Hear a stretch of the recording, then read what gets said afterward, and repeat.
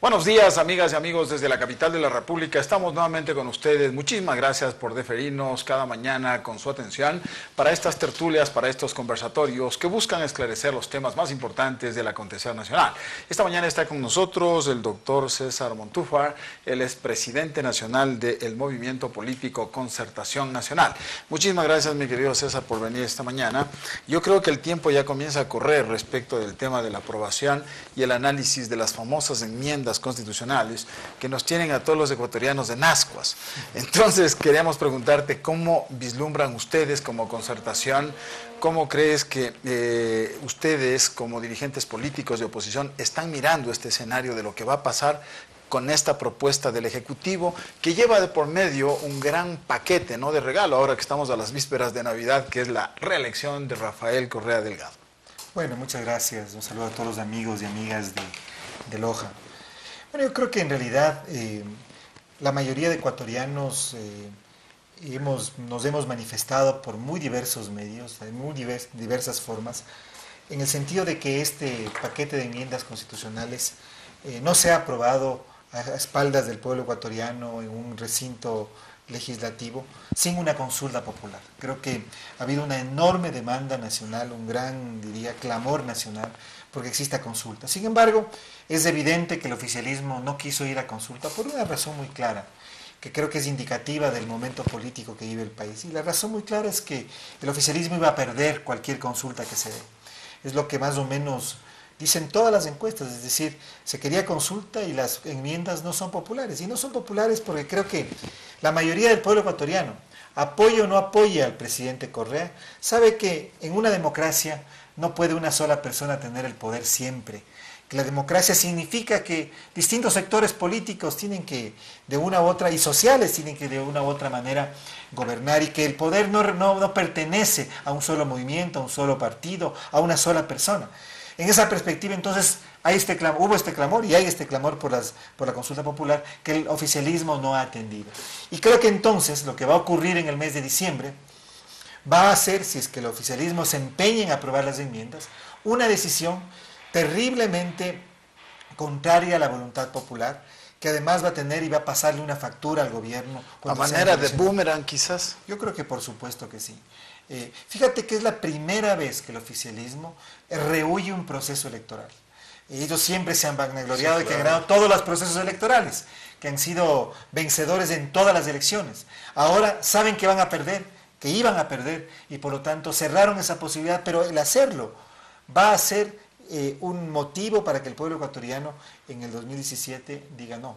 Hay un grupo de personas que se ha aferrado al poder, que ha querido gobernar sin ningún tipo de control, que ha querido gobernar con absoluta, diría, discrecionalidad, sin rendir cuentas a nadie, sin contrapesos en la asamblea, sin verdaderos organismos de control, y por lo tanto el resultado yo creo que va a ser evidente en las elecciones del 17. Tomando en cuenta que el oficialismo tiene una amplia mayoría en la Asamblea Nacional, es de prever que se va a aprobar, otros dirían a imponer el tema de la consulta, pero como dice César Montúfar esta mañana, posiblemente esto resulta muy impopular y posiblemente le pase una factura a Rafael Correa en el 2017.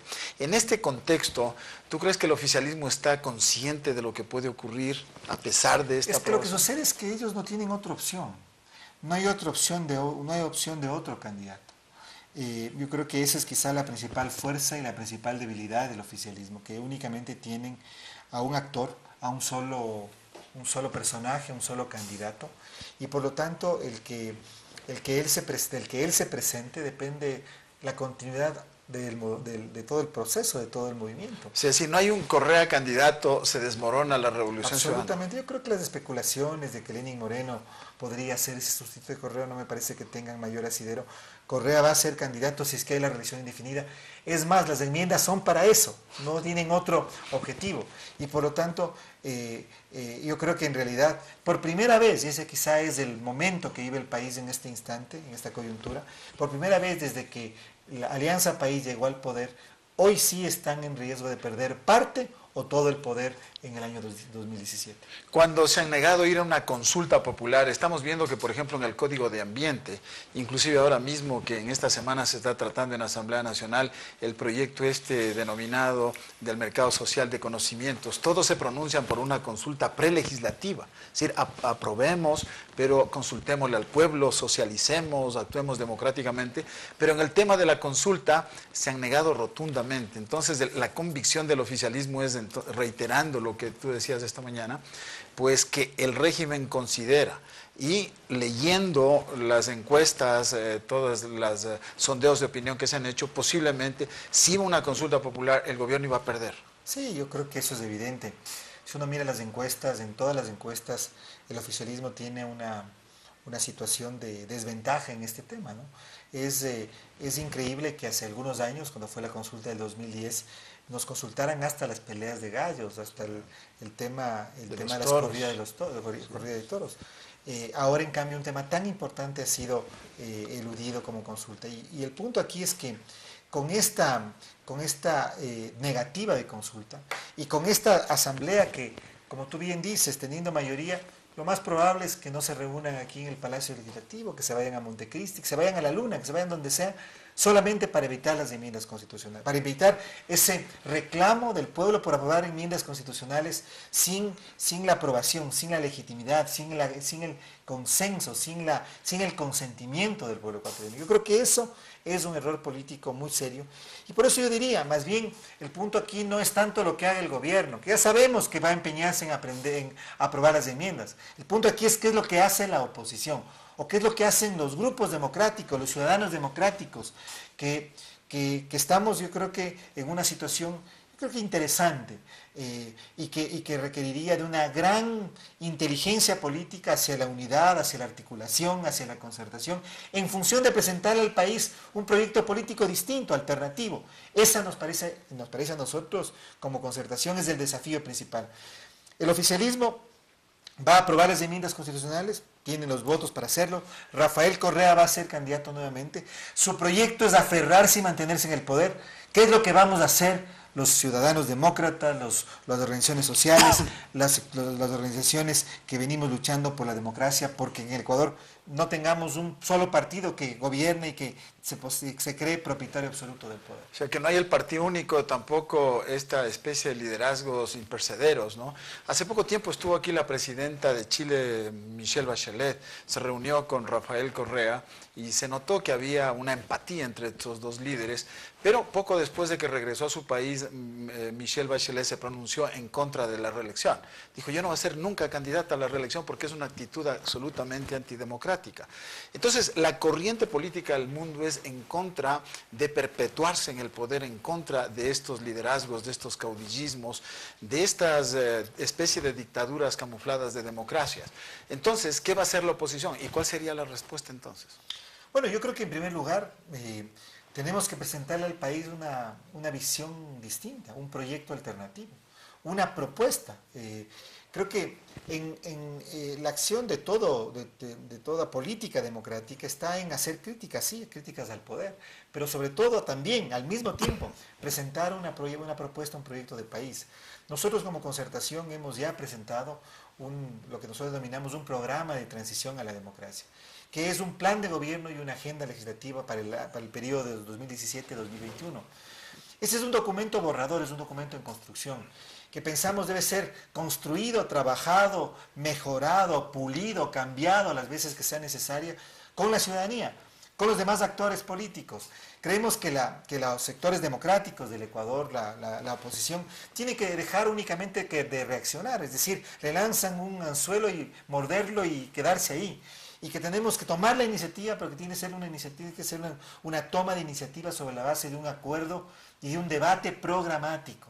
Y un debate programático que sea la construcción de ese proyecto político de país. Así que eso es lo primero que tenemos que hacer. Y lo segundo que tenemos que hacer es articularnos.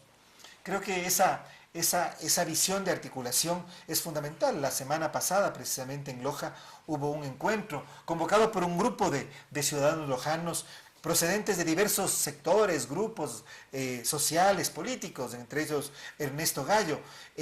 Asistimos a esa convocatoria y creo que es un muy buen paso, fue un muy buen paso que se dio en Loja, porque a partir de ahí se abren los caminos para ir trabajando unitariamente.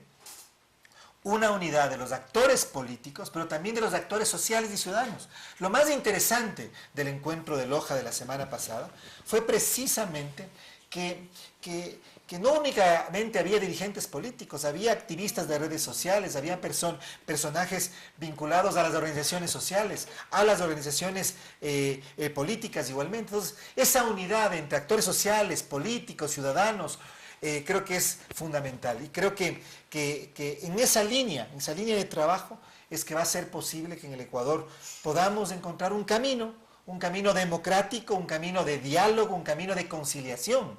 Porque los ecuatorianos lo que más queremos en este momento es que se respeten nuestros derechos, pero que haya conciliación, que no estemos en este país dividido, polarizado, enfrentado al que nos ha llevado el correísmo, y que podamos discrepar, que podamos tener puntos de vista diferentes, que podamos entre todos, desde diferentes, distintas posiciones, ser constructores no solamente del país hacia futuro, sino de las soluciones que tenemos que dar a los grandes desafíos del presente. Pues muchísimas gracias. Esta mañana está con nosotros el presidente nacional de Concertación Nacional, el doctor César Montúfar. Muchísimas gracias, mi querido César, por venir a darnos luces en términos democráticos respecto de esta situación política, constitucional y legal que está viviendo nuestro país. A propósito del análisis definitivo que se hará en los próximos días en la Asamblea Nacional de las famosas enmiendas constitucionales.